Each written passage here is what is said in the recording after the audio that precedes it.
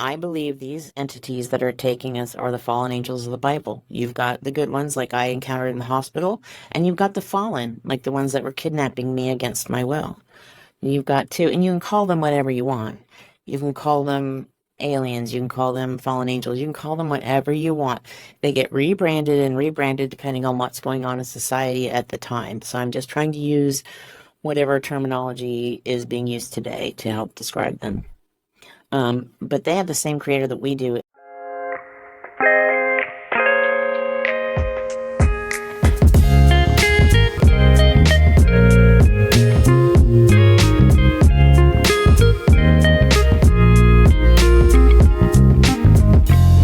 Welcome to a Broaderlenspodcast.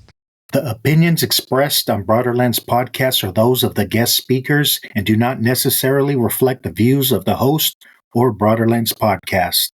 Karin, welcome to Broaderlenspodcast. It's an honor to have you. So thank you. I'm excited. Oh, thank you for having me today. I'm just so happy and excited to be here and just have loved getting to know you before the podcast so that we grew up in the same area. We're kind of both from Central Ohio, so that was cool and everything. So I'm just really happy to be here. Thank you. Yeah, thank you. Maybe before we get started, you can share a little bit about who you are and what you do, if you don't mind. Sure. Absolutely. So, I right now am writing for Ellie Marzulli's monthly newsletter, and I'm a writer and working on, just finished this book, just came out in October of last year, but working on the next one. So, but I won't give any teasers on that yet. But and I'm just a mom, a wife, a grandma, worked in the tech industry for a long time. Had a lot of experiences throughout my whole life. And after a near death experience, I had some PTSD therapy to help me through that, how it had happened. And that therapy gave me the tools to be able to start working through this lifetime of difficult, traumatic experiences with these non human alien entities. And that's when I felt led to share my story with Ellie Marzulli. And when I did, that became the fourth movie in the UFO abduction series that he has. There's now a total of 10 movies in that series. I think that Yeah. wraps that series. And after that, I really felt it on my heart to write the rest of it down because I shared a good portion of the story with him, but there was so much more to it. And I had so many people after that movie came out coming up to me thanking me for sharing my testimony because they didn't feel alone anymore. And because I was approaching it from a Christian perspective, which they couldn't find anywhere else, from the Right. point of view of a former abductee. And so that all encouraged me to write the book. And now I get to talk with people and meet people and email with people all over the country and all over the world who have had similar experiences, and we no longer feel alone. We have someone that we can say, hey, we're not crazy, it's okay to talk about this. And we have that kind of mutual support system through each other. I'm not a counselor, I'm not a therapist, I'm just a friend and someone who's been through something very traumatic. And I'm learning that there are untold numbers of people who have been through this exact same scenario. And it's amazing, but no one wants to talk about it, and certainly not from a Christian perspective. So that has been just the real joy in doing this, is that now, I get to just share with people, pray with people, reach out to people, talk with people. And not only am I not alone, but they're not alone either. So it's been a really amazing journey so far. Yeah, I appreciate it. It takes a lot of courage to do what you're doing, and I love how you're coming from a Christian perspective because I like to get everyone's different perspectives from all walks of life. So I really appreciate that. And you know, stolen seed, evil harvest. So is that your whole life story in that book? Pretty much, yeah. I don't have everything in there. I'd had to keep it to a reasonable Yeah. amount. So it is a real high level summary of what's happened. And, um, in future books, I'll probably expand a little bit on some of it. But it's really all that was really necessary to share, just enough to get the right information out there, the information about who and what these things are, how I was able to stop it, some of the details of what happened to me and just how dark and disturbing some of it can be. But I also included in here in the book some very amazing, beautiful experiences that I had with angelic beings who were good angelic beings, some miraculous things that happened, some really amazing things. So it's not all dark, but the title Stolen Seed Evil Harvest refers to the fact that, eggs, ovum are taken from women, sperm are taken from men, and there is a breeding program going on. And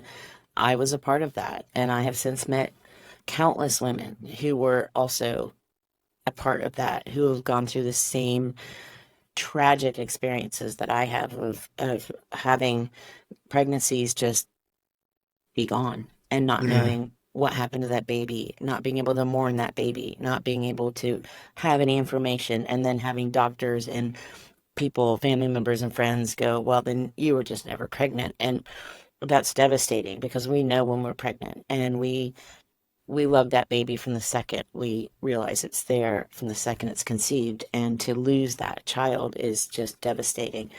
And to have some answers at least is helpful. And I did have encounters later in life with those children, or one encounter in particular that I write about. So it's been quite a journey. And yes, so the book definitely chronicles my experiences, who and what I think they are, and then where I think it's going, what I think their agenda is. Yeah, thank you. I know you've had early experiences from an early age, right? Yes. Plus, you had a near-death experience. I'll try to tie that in, Okay. as much as we can in this episode. So maybe you could start off with your early abductions or Sure. encounters. Absolutely. Yeah. I was taken from my earliest memories. I don't have a time in my life where I don't remember where they weren't there, where they weren't taking me. Wow. And in fact, I have memories of before I remember the actual abduction experiences, being terrified of certain members of my family who had similar features to these Nordic entities that I was clearly already encountering. The Nordic alien entities are tall, very fair hair, very fair skin, very large eyes, thin. They have a very peculiar look about them. And some of my family members had similar features. No, my family were not aliens. They were just normal people. But as a little child of 2 or 3 years old, you don't make those distinctions as well. So you don't know a bumblebee from a wasp. You're just scared of anything that buzzes by you if you've gotten stung, that kind of thing. So I was terrified of them, and my family couldn't understand why I wouldn't let them pick me up, or I wouldn't go to them, or didn't want to be in the same room with them, because I would look at them and just be triggered and screaming. And I can feel those memories still today. They were so poignant, and realizing, yeah, they looked like them, and I can see people today that have that similar features, and I know they're not aliens and they're not hybrids or anything like that. And to this day, it still just shocks me because it's just like, ugh, just such bad memories of those entities. So, but when I was about 5 or 6, that's when the really concrete memories of being taken begin. And then I'm obviously was probably taken before that, but that's when you have the good memory recall. And they would come into my room at night, middle of the night, usually. It didn't matter where I was. It didn't matter what house I was at. It didn't matter who I was with. In fact, I would try to hide at night quite often. And I remember I was probably 5 or 6 when my sister and my older sister, had a conversation one night, and she's telling me, you can't hide from them. They can see you through the house. Now, these are little kids who don't have Wow. any vocabulary for who and what we're talking about. We just know that they can see us through the house, and she's reminding me that there really isn't a way to hide. And that's what made it difficult too, is, we didn't know what to call them. We didn't know who and what they were. They didn't share that kind of information with us. They were just taking us against our will.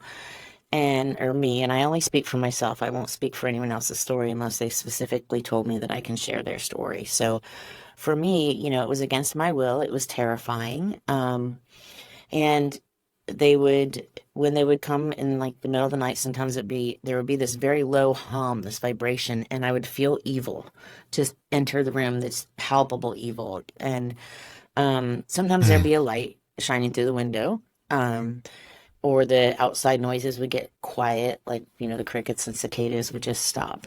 And often there would be two or three short gray alien entities in the room. And I have very specific thoughts on these shorter grays. I believe that they are like an avatar, like a meat suit. They are utilized to pick people up and do kind of the work, like the worker bees. So those would be the ones. There would always be at least two of them that would show up in the room, and they would put me, and I would just be terrified. I mean, I'd close my eyes, I'd get under the covers. I didn't want to see them. I didn't want to look at them. I didn't want anything to do with them. And sometimes they didn't smell very good, just all kinds Okay. of, yeah, like a sulfur, dead animal excrement, urine kind of smell. It's hard to describe, but um, and they would put me into a state of like waking paralysis. And if I tried to scream or wake someone up before that, anyone else in the house would just be in this state of such deep sleep that I couldn't rouse them. So they have this ability to control matter, energy, space, time, people, things in ways that we don't understand, that just don't fit into our little world. They are so far advanced. They are multidimensional. They are extra dimensional. They are interdimensional. They are all the things that we are not, basically. And so at that point, I would get put into a state where I couldn't move, I couldn't yell, I couldn't do anything, and they would levitate me generally off the bed and up through a ceiling or through a closed window. And as I would approach that ceiling or that window, I would notice every little detail in the ceiling or every little detail on the screen or wherever I was at the time and whichever way they were taking me. And my body would just feel this vibration, like this low vibrational hum, like I was going into a bazillion little pieces. And before I knew it, I was through. Wow. And at that point, I would almost always be put into a sleep state. I think it might have just been too much, or maybe it's overload for our brain. I don't know how all that works, and no one ever told me. And then I would wake up, sometimes on an exam table, and they would just do invasive exams on me and not tell me what they were doing. It was terrifying and painful and scary and everything you can imagine. And there were strange beings around me, and I was just a little kid. And they would say, "It's okay, we're not going to hurt you. You're fine, you're fine." And they had this ability to like run their hand over my forehead or my eyes and change how I felt, change my reactions, or just put me into a sleep state. It's crazy what they can do to people. And there's this feeling called UFO brain fog when they would take me that I couldn't react the way I wanted to. Everything was like slow motion. It was like walking through molasses. Your thoughts were, and my physical being was. So it was just so hard to react and act. And even to just, I would try to concentrate so hard on things sometimes when I wanted to remember them or see them, or just be there. And it wasn't always like that, but most of the time it was. And it's just kind of like a restraint almost. Yeah. And then they would return me when they were done. And when they would take me, sometimes we would be in these elevators that just went down and down and down. And then we would get on what I called the sideways elevators, which are at the time, cars and things made a lot of noise. So I wasn't familiar with any kind of a vehicle that was silent. And these went sideways or up at an angle or down at an angle and Wow. in really crazy movements. And they were quiet. And so I just equated them to another type of elevator, but they did have benches. So, it was definitely some sort of vehicle. And that would take me to wherever they wanted to take me at that particular time. And these underground places they took me were massive. I mean, as big as any football stadium, airport, hospital, school, all that kind of put together, just hallways and massive rooms and tiny rooms and stairs and elevators. It was massive and confusing, and just people and non-human entities and abductees and stuff everywhere. It was just overload every time. And then when they were done with me, they would return me, and sometimes I would return to my bed and my pajamas wouldn't be on. They would be like at the foot of the bed, or they would be inside out, or I would be in another room, or my clothes would be in another room. It just haphazard. And I would always, a couple of things I always seemed to be, I would always be very thirsty when they returned me. And I would be very scared still. And I would go and crawl under my parents' bed and sleep the rest of the night under their bed with the dust and the dog hair and everything else, and my allergies going crazy. But I didn't care. I just wanted to be somewhere where I thought maybe I was safer, not thinking logically that they've already been here for me tonight. They're likely not coming back again tonight, but just the fear, living my life in fear. And eventually, at about 6 years old, I was trying to talk. I was trying to tell people, but I didn't have a good vocabulary for it. They're coming to take me. They're bothering me. They're touching me. The little ones, the guy, they're taking me to the places. And they, one night they took me and they took me into the backyard and showed me what I call a screen memory, and showed me my family being beheaded in front of me, and threatened me and said if I talked about it anymore, my family would be killed. And I was just a little kid. It was terrifying. I mean, to do that to a little child. But I know that that's a typical thing that's done when they traffic children, when humans traffic children in a normal environment. So now that kind of makes sense. So at that point, I kind of had a mental breakdown. Was about, I was about 6 years old, kindergarten or first grade. They found me at school, just balled up in the corner of a bathroom stall. I wouldn't come out. They had to call my mom to come get me and coax me out of the bathroom. And she took me to the doctor, and he said, well, whatever's happened to her, she's young, she's fine, she'll forget. And this is in the 60s and 70s, so it was a different time.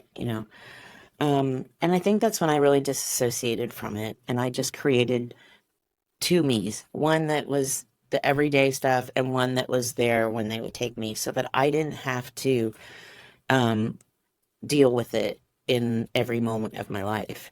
And it's not like a multiple personality disorder, but it is like a dissociative personality. And it's just a protective mechanism that my brain put in place to help me deal with that. But when nighttime came around and it was dark, I couldn't look out a window. I could never watch anything about UFOs or aliens. I couldn't read anything about it. I couldn't, it was too scary for me. And now I've realized that fear is not something that God has for us. Fear is not God. And I don't have to be afraid anymore. But it was terrifying, and but that's how I dealt with it. And it continued throughout my life until I found a place in my life where I was born again and spirit filled. And it stopped for a while. But what I didn't get from that experience was that who and what these things were, so I didn't understand how to stop them. But I'll stop here because I've been going on for a while, and let you interject a question, because I know you want to talk about the near-death experience as well, and that's kind of a good place to segue into that. Yeah, no problem. And was this all going on in Ohio at the time? It started in Ohio, but it didn't matter where I lived. I lived all over the country after that. And it didn't matter where I was. They found me no matter where I was. Geography meant nothing to them. They knew how to find me. I was never, every time I'd look out a window at night, in the middle of the night, look up there, they would be, So were you on crafts as well? Spacecrafts, yes. Or were you just in bases? Right. Oh, no, on both. I don't have any ship memories of like them landing in the yard and things like that kind of memories. What my memories are of either being in a craft or in a base, but I don't have any memories of them landing, and there's maybe things that I've blocked, because I have memories of walking down the lane and the countryside of the farm that we were at some of the time, and clearly I was walking up to something, but I don't remember what it looked like. So, I have, those are kind of foggy, so I don't talk. Well, if I don't have a real clear memory, I don't like to talk about it very much, because I don't want to offer anything that I don't have a very precise, clear memory of, because that's a little difficult. Oh, no, I appreciate it. And you had a near-death experience. Is there a connection there, you believe? I don't think there's a connection to near-death experiences and the abduction experiences, but what I do know is that there's a connection between my near-death experience and a couple of other things. One, because I was had already asked Jesus into my heart years before, God was there for me, and that was a part of it. And also, I think it happened. The way that it happened was a little suspect, so it was possibly one of the many attempts to stop me from doing this, because I was going in for a surgery, and if you'd like, I can explain what happened. Sure. Okay. I was going in for a surgery, and I had IV ports in, but my surgeon wasn't ready, but they had already taken me into the operating room, which was highly unusual. But I had had surgeries with this surgeon before, so it wasn't that unusual. And I wasn't nervous or anything, I mean, normal nerves, but, and an anesthesiologist or anesthesiology nurse, I don't know what she was, she came into the operating room and there were two nurses putzing around the room, doing things, getting ready, doing prep stuff. And I was all ready for surgery, but I was not hooked up to any machines. I was not hooked up to any IVs. I was not hooked up to any monitors. I was just there on the operating table. And she leaned over me and she had a pocket full of syringes in her white lab coat. And she pulled one out and pushed it into my IV port and then turned and walked away. Didn't ask me, didn't wait to see how I felt, didn't ask me how it felt, didn't even tell me what it was. Mhm. And it all happened so fast. And she gave me a paralytic. And I immediately, my body turned to cement. Like it felt like cement. I couldn't move. I couldn't breathe. I couldn't signal for help. There was no one around me. There was no monitors to go off to say I wasn't breathing. And it was terrifying because I had spent a lifetime of being, put in states of sleep and waking paralysis already. And then to have this be the way that I'm going to die was just the worst. I remember, just panicking and going, God help me, in my mind. And all of a sudden I heard a voice, an audible voice say, it's okay, you can let go now. And in an instant, in this blink of an eye, I was out of my body. I could see everything around me in the other rooms. Walls didn't stop me from seeing. I could hear everything, but I didn't have eyes and ears because I was out of my body.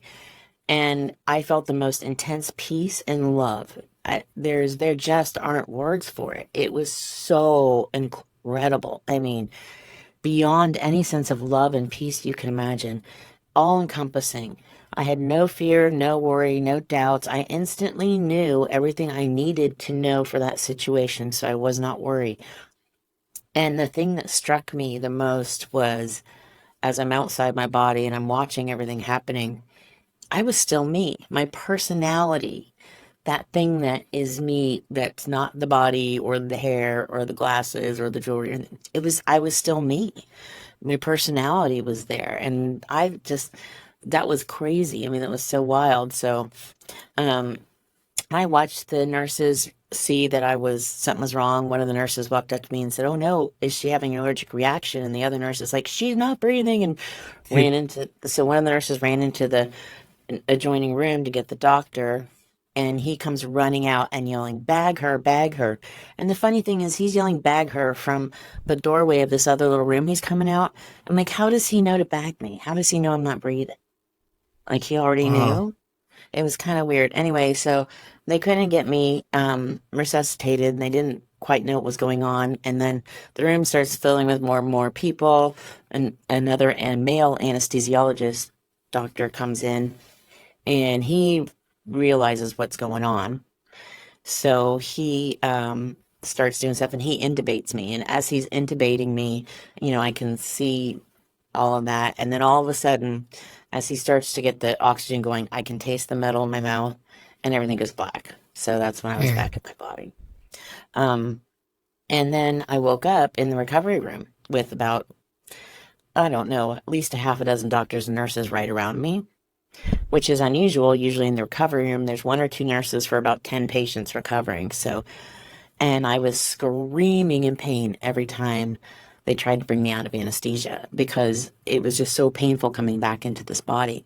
And they kept having to put me back under because they didn't want me to have a stroke or a heart attack. And I remember eventually, probably about 3.5 hours into this process, saying, God, again, and my God, please help me. And the next time they brought me out of anesthesia, I looked up and there's two young orderlies standing at the foot of my bed. And they're in scrubs. They didn't have any name badges or any microscope or stethoscopes, sorry, or microscopes, stethoscopes around their necks or anything like that. And they comforted me and they helped me. I remember looking at them going, oh, you're so handsome, you like it could be two of my boys, because I have a lot of sons. I have a lot of kids, and a lot of kids that call me mom. So, and I love my kids more than anything on this earth. And I And, I was just talking to them. They comforted me, and all of a sudden everything was okay. And even though the pain was still there, I wasn't screaming in pain anymore. And so we were able to go back to the hospital room.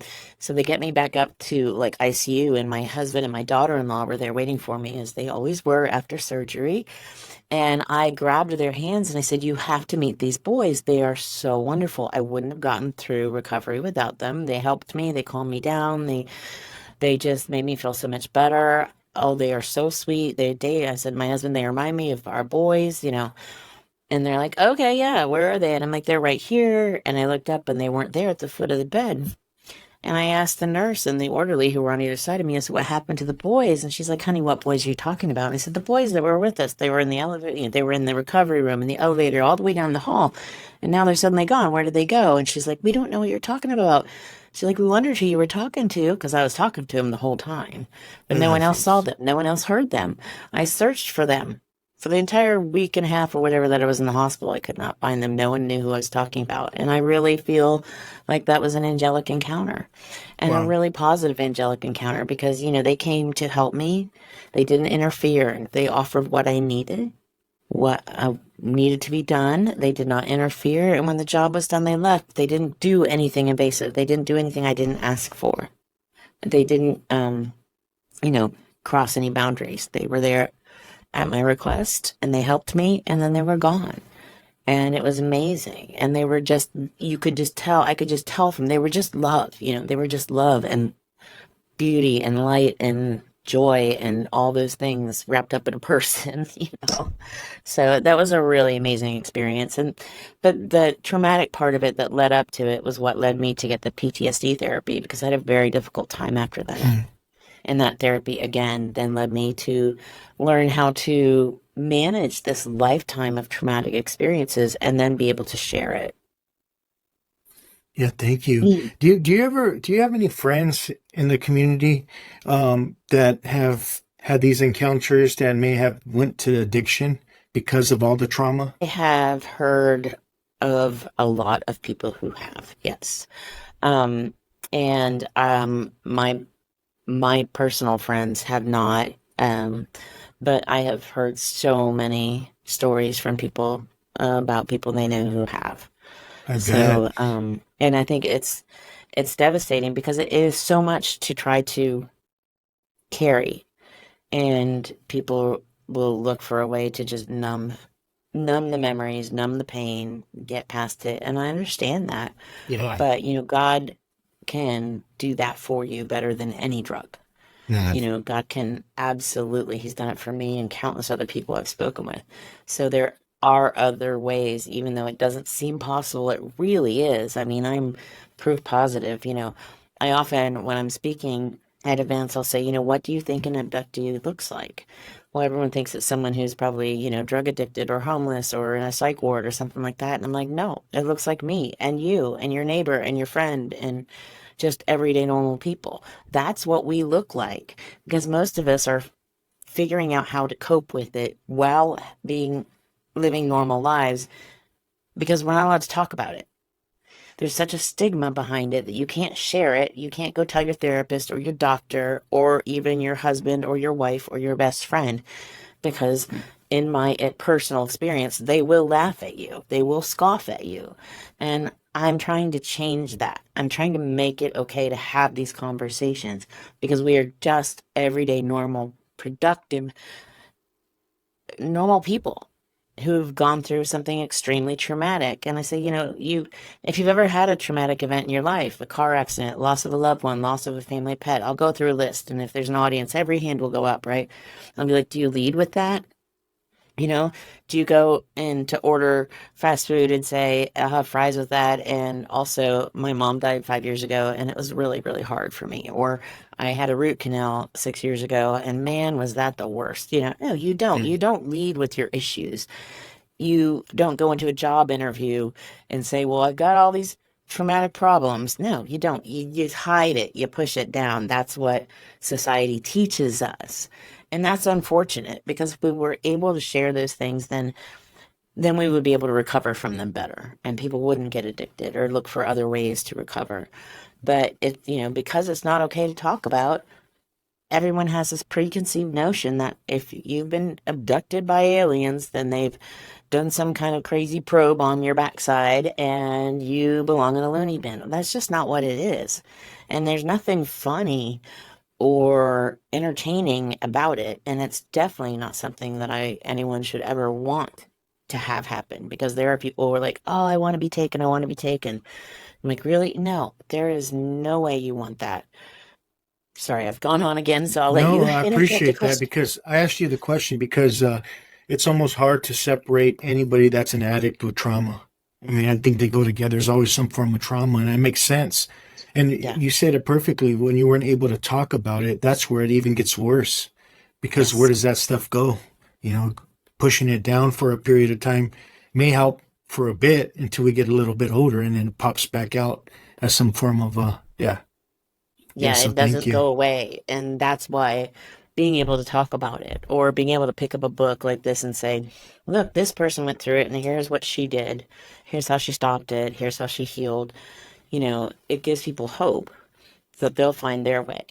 Because my way is not everyone's way, and I'm certainly not a therapist, I'm not a doctor, I'm not prescribing any method, but I'm sharing what I went through in hopes that just, sometimes like rape victims will find more comfort generally in being counseled by another victim.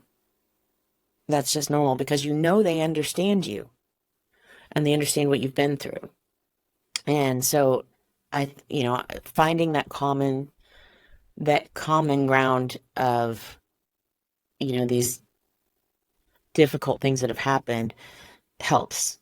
It just helps to know you're not alone sometimes. And it's like, oh, well, if you can get through it, I can get through it. If you can continue, I can continue. And I think that that's really an important message to share. Someone that may be listening to this right now, and they may have been abducted or had these types of experiences, what kind of words of wisdom would you give to them? Yeah. That's a great question. I would say, you don't have to be taken anymore. If you're still being taken, you can call on Jesus and he will stop it. Period. That is the thing that I realized was that they have the same creator that we do. For me, I believe these entities that are taking us are the fallen angels of the Bible. You've got the good ones like I encountered in the hospital, and you've got the fallen, like the ones that were kidnapping me against my will. You've got two, and you can call them whatever you want. You can call them aliens, you can call them fallen angels, you can call them whatever you want. They get rebranded and rebranded depending on what's going on in society at the time. So I'm just trying to use whatever terminology is being used today to help describe them. But they have the same creator that we do, and it's a very legalistic society. And when you have my friend Vicki Joy Anderson on, she wrote a book called They Only Come Out at Night. It's available where my book is, and I highly recommend it for anyone going through this. She walks you through prayers, and prayer mapping, and things like that help. But you just have to call on Jesus. I have done it. I've stared them in the face, told them no, called on Jesus, and it's done. You can reach out to me through my website, KarinWilkinsonAuthor.com. There's a contact page.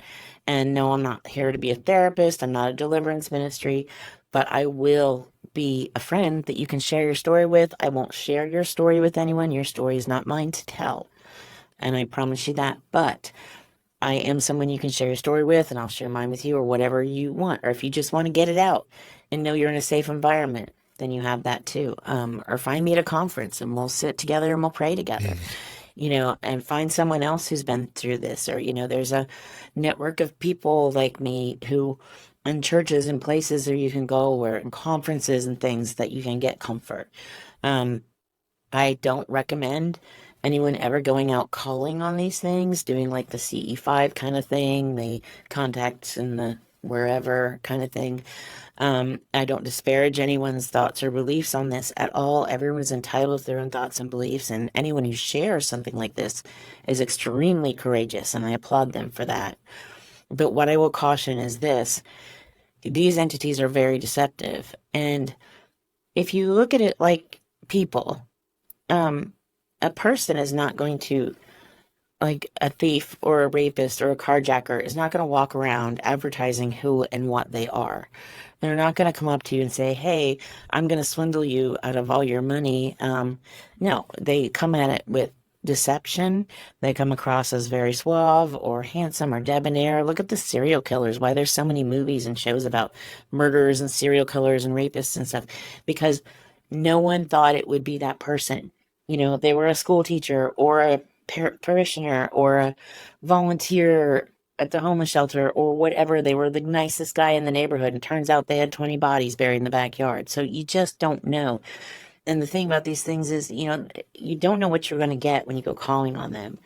And we are not equipped to defend ourselves as we are against these things. But if you invite them in to your life, then you are inviting them in to your family, your children, your friends, your loved ones, and putting the people you love in danger is just not something. I'm not willing to put my toddler in a pit of rattlesnakes. I'm just not. And I don't think anyone else is either, but we don't realize how dangerous and powerful these entities are. And the good thing is, we don't have to be more powerful than they are, because their creator is more powerful than they are, and their creator can save us from them and can stop them and can keep them at bay. But we have to ask for it. We have to ask God to stop them and keep them at bay. And we can't ask these fallen entities in, because if you open a door, it's just like the old stories of vampires. When you give them entry, when you give them permission to cross the threshold, it's game over. Now you've opened a huge can of worms. You've opened a portal to something that you're not equipped to deal with. And it's going to be 1,000 times harder to get them out. But you can get them out if you have. And a lot of times people do it just unwittingly. We don't know. And that's okay. You just pray that God will remove those ties, those bonds, those connections, those commitments, those whatever was done, whether you did it or someone did it on your behalf. You can still negate those agreements and get yourself into a safe place. And again, this becomes my friend Vicki Joy Anderson's area of expertise. So I kind of lend that off to her at this point. If we're speaking together, this is the point where I would hand it off to Vicki and let her take over. But still, so it's something I really caution people about, because it is very dangerous. These things are extremely dangerous. You said we come from the same creator as these other ETs. Paraphrasing the book of Isaiah, I create light, I create darkness, I create good, I create evil. I, the Lord, do all things. Yes. What's the purpose of that? Well, it's interesting. God knew what was going to happen all along. He knew what the rebellion was going to be. He knew who was going to rebel and why. He knew Satan, the most beautiful of all the angels, his favorite, his cherished one, was going to rebel against him. He knew that. And he knew that Adam and Eve would be tempted in the garden and that they would fail that temptation test. But it gave him an opportunity to give us an age of grace where we could choose to love him. I mean, would you want to force someone to love you when you get married, or would you want someone to choose to love you and you get married? If you think about it that way, that's why there's so many references to marriage in the Bible. You choose that love. You choose to love him, honor him, worship him, follow him. And that's what makes it such a beautiful relationship. And that's why we're so blessed to live in an age of grace, because he knows we're going to screw up. We're going to mess it up all the time. And he's there to offer forgiveness. And okay, we're going to try again, and here we go. You're learning, and I really feel like that's how God deals with us. And so, yeah, without the dark, would we ever appreciate the light? Yeah. Will we ever know that it was light? We wouldn't even know. It would just be what it would just be. Yeah. So we need the dark to understand and love and appreciate the light. And I believe that the millennial kingdom is something that we have to come, and that's just my thoughts and beliefs. I don't expect everyone to believe like me. But then in that millennial kingdom, we'll have an opportunity to share what it was like to live with the dark and the light, and let people know what the dark is like so that they can appreciate the light as much as we do. Yeah, thank you. The Bible often talks about the Nephilim. And Yes. I know you said you were in Ohio. You grew up in Ohio, and I lived in Ohio for a while. I was born and raised in San Pedro, California, eventually moved to Ohio. But this is the connection I'm making right here. In Toledo, Ohio, they found bones of giants. And in San Pedro, California, right across, there's a little island called Catalina Island, and they found yes. a lot of bones. That's where L.A. Marzulli found the picture with the giant skeleton that they then tried to delete the bottom portion of that picture. And I should have it right here if you want to. Have you seen it? Do you know what I'm talking about? No, I haven't. Oh, well, I'll find it for you. So, yeah, there is this. I have it right here. And yeah, he's on Catalina Island, right? And he's looking through the archives of all the pictures of the gentleman who did all the in the early 1900s. Yes, and his name will pop up here when I find the picture. And I can usually find it pretty quickly. And he looks at this picture, and in the bottom of the picture is a giant skeleton. And he's here. So here is the picture. Okay, now if you look at this is what he found. The bottom picture shows the giant skeleton underneath him. See there? Mm-hmm. And then when they pulled that from the archives to put on the wall, what did they do? They cut the giant skeleton out. Wow. And this picture, the gentleman is, that's Richard Shaw on there with him. And he puts this in the, on the Trail of the Nephilim Tooth.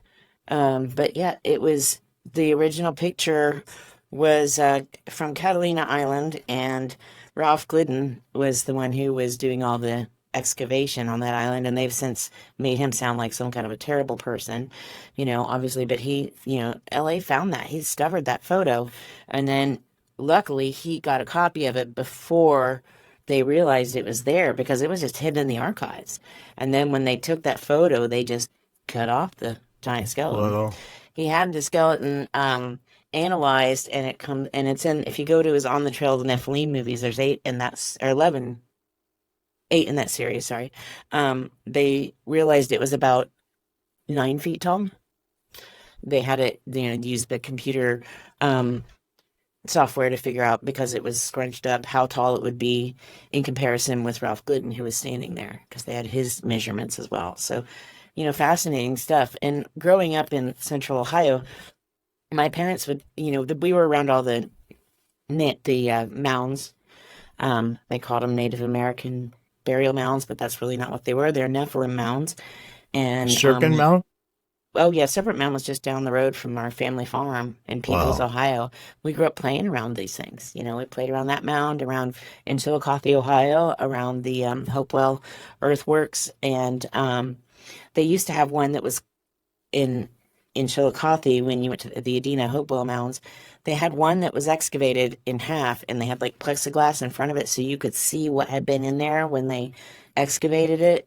And there were all kinds of skeletons and things in there, and then they covered it up. It's not there anymore. You can't see that. But I remember that from when I was really little. My parents said they took the Smithsonian and the British Museum both, took all of the relics, artifacts, the giant bones, and everything.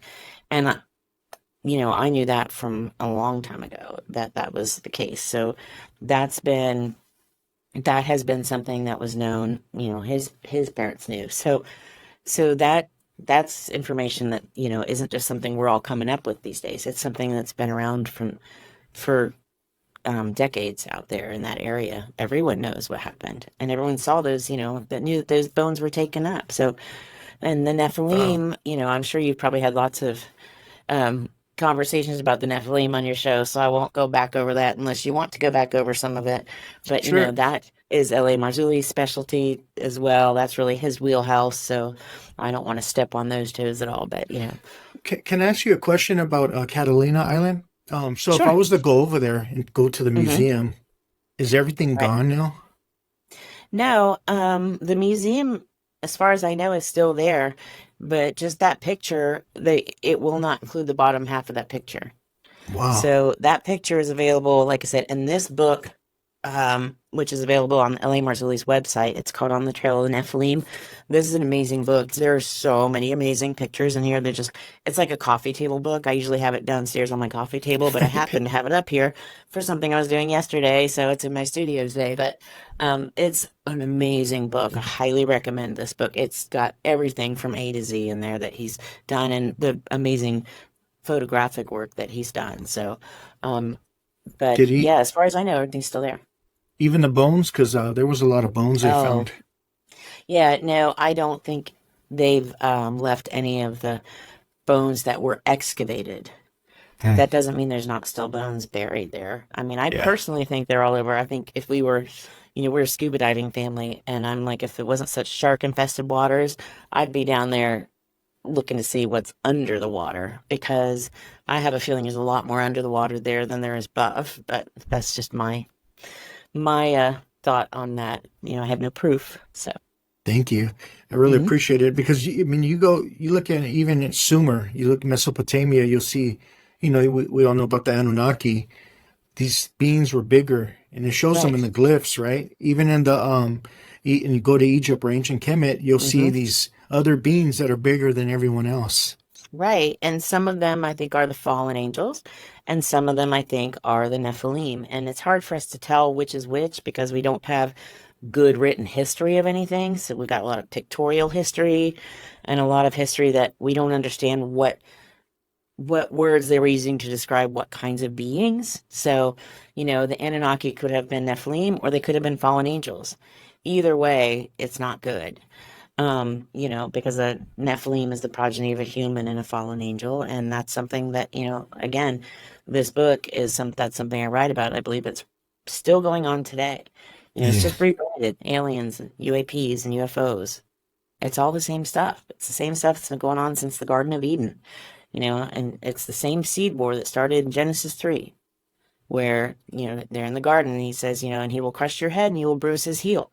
And that sets up a seed war. And like Ellie says, if you don't get that, you're not going to get any of this. You start there, and then you go to Genesis 6, where it talks about the sons of God saw the daughters of men were beautiful and took of them wives of all they chose. And go to the book of Enoch, and it talks about the 200 watchers that fell and Mount Yeah. Hermon everywhere.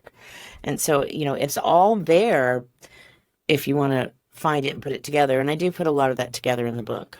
Obviously, it would take about 17 or 100 books to put that all together completely. And no one has all the answers because we don't have books.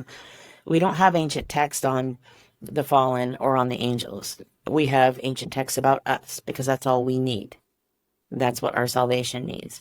But as far as the rest of it goes, we have to make a lot of assumptions. I don't like to make too many assumptions. So I don't go down too many roads where I have to make guesses or assumptions. I like to work with facts. So that's what I try to Thank do in you. the book. hmm So what's your take in Genesis where it says, "Let us make humans"? hmm I believe he's talking to the divine council. Okay. We have a lot of reference to the divine council, and the B'nai Elohim refers to the sons of God, which were these angelic beings. So, and which we still have today. And that's when I refer to the aliens as being the fallen angels of the Bible. They're the fallen B'nai Elohim, the fallen sons of God, because Satan fell and took a third of the angels with him. And now I believe that is what his program is today. The late Dr. Chuck Missler used to say Satan's outnumbered 2 to 1. He's building an army. And he's building an army of Nephilim, of hybrid humans. He's building an army of humans that he can turn away from the truth, that he can turn away from God, that he can turn away from the truth of what's really going on. And so any way that he can build up his army, that's what he's doing. And that's why I believe these breeding programs are going on today. Yeah, thank you. What's your take on the archons mentioned? Yeah, I think we're back in the same wheelhouse of fallen angels and everything else. That's my take on it. And the late Rustus Starr was actually the expert on that. And I have his book, The Archon Invasion, I think it was. Is that it? Is that right? Yeah. Gosh, it's in my bookshelf. I haven't looked at that in so long. I'll have to pull that one back out, and I'll have a better answer for you next time when I refresh myself on that book. But it No, I really appreciate follows it. along with all of the same. Yeah. Do you have any advice for anybody that might be a skeptic? that may be doubting what you Yeah. have to say? Sure. You don't have to believe any of this. The most important thing is that you have your salvation figured out. I'm not here to convince anyone. Honestly, I'm here to support the people who have had experiences and those who are supporting those people, because the spouses, the friends, the neighbors, whoever their support system is, they need help too. So I'm here to just be another voice, another person saying it's okay to talk about this. If you don't want to believe this, that's okay. I think it's really important, though, that you do listen and that you do take heed to the fact that this is true, because I really believe the coming great deception, the great delusion that the Bible says, because they believe not, he put upon them a great delusion, that even the most, the days weren't shortened, even the most elect would be deceived. The most elect. Look, if you're not allowing yourself to understand, read, and know the whole Bible, not just the fun little verses that are easy Sunday school verses to live with, but you really got to know the whole Bible, and you got to watch out, because we're living in a world, like you said, of light and dark, of truth and deception. And the deception that's coming upon the earth is going to be so great. It says men will faint for fear of what is coming upon the earth. Look at the book of Daniel. It says, seal up the pages of this book until the end of times, when men will go running to and fro across the earth. What do we do today? We go running to and fro across the earth. Take some time to read the book of Daniel. Take some time to go back to the book of Genesis or the book of Isaiah or the book of Ezekiel. Put on the full armor of God. Pray for discernment. And just, because what I caution people is I don't want someone to be deceived. These aren't our benevolent space brothers. But if they come down looking like this big, flowy, beautiful white angel with wings saying, I love you, and singing beautiful songs and all this, people are going to be deceived, because you're not paying attention. Satan comes to lie, cheat, kill, destroy, and deceive. And, I can't stress this enough. If you're not aware and awake to what the truth the Bible says, you could be so easily deceived. I mean, I could be easily deceived, and I pray every day for that, God helps me to see things clearly, because, if a beautiful angel shows up, people are going to flock to it, and Satan comes as an angel of light. And in the end times, he's going to be dashing and handsome and all of those things that, the Bible says he's going to be, and he's going to really fool a lot of people. And I feel really, really sad about that in my heart. And I don't want anyone to be deceived or fooled. So that's how I feel about that. Sorry, it's a long answer. Sorry. No, I appreciate it. I appreciate your time. And thanks for coming on. I'd love to have you on again. Oh, yeah. I apologize. Anytime. Apologize, I'm not feeling very well. I'm really under the weather. Don't be. It is allergy season. Myself here in Texas, my girlfriend in Ohio, we were on a chat thing this morning going, look at my eyes, my face. it's just such a crazy time of year. Everything's in bloom. It's a beautiful time of year, but it is difficult for those of us who have allergies. So I hear you, brother, and I'll be praying for you to feel better. Thank you. And I'm going to end it with a verse from the Gospel of Thomas. And the Gospel of Thomas says, there is a light within a man of light, and he lights up the whole world. If he does not shine, he is in darkness. So thank you for shining some light on. Thanks. Well, thank you so much. And like I said, if anyone wants to reach me, you can find me at my website, KarinWilkinsonAuthor.com. And the book is available exclusively at lamarzulli.net. You will not find it anywhere else unless you are at a conference that I'm at. If you go to the conference tab on Ellie Marzulli's website, you'll find the conferences that we will be at. So, but thank you again. Appreciate you so much. God bless you, keep you, and brother, I look forward to being back on with you again someday. Thank you. Take care. You too. Bye-bye. Thank you.